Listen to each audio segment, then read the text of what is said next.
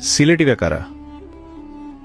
বাংলাদেশের মানচিত্রে একটি কোণ আছে যেখানে ভাষা আলাদা, সংস্কৃতি আলাদা, ইতিহাস আলাদা। এই মানুষগুলো কারা? হাজার বছর আগে এই ভূখণ্ডে ছিল ককেশীয় আর অস্ট্রেলয়েড মানুষ। তারপর এলো মঙ্গোলীয় জাতি। পঞ্চম ষষ্ঠ শতাব্দীতে আসে আর্যরা। স্তরের পর স্তর, রক্তের মিশ্রণে তৈরি হলো এক অনন্য জাতি। একজন পণ্ডিত বলেছিলেন, যখন সমগ্র বঙ্গদেশ সমুদ্রগর্ভে বিলীন ছিল, তখন শ্রীহট্টে আর্য জাতির বিজয় বৈজয়ন্তী উড়েছিল। এই মাটি সেই প্রাচীন।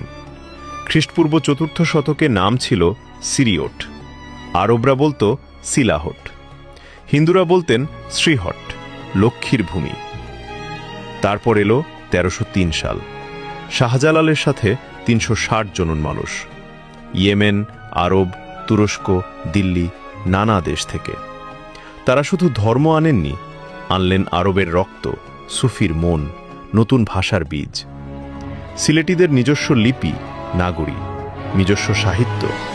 মহাভারতের প্রথম বাংলা অনুবাদ লিখেছিলেন একজন সিলেটি। ব্রিটিশ আমলে সিলেটের তরুণরা জাহাজে উঠলেন, লন্ডনে নামলেন, ফিরলেন না। আজ টাওয়ার হ্যামলেটস থেকে দুবাই, সিলেটিরা পৃথিবী জুড়ে। দ্রাবিড়, আর্য, মঙ্গোলীয়, আরব, সুফি, হাজার বছরের মিশ্রণে তৈরি এক জাতি। সুরমার পাড়ের মানুষ, শাহজালালের উত্তরসূরি।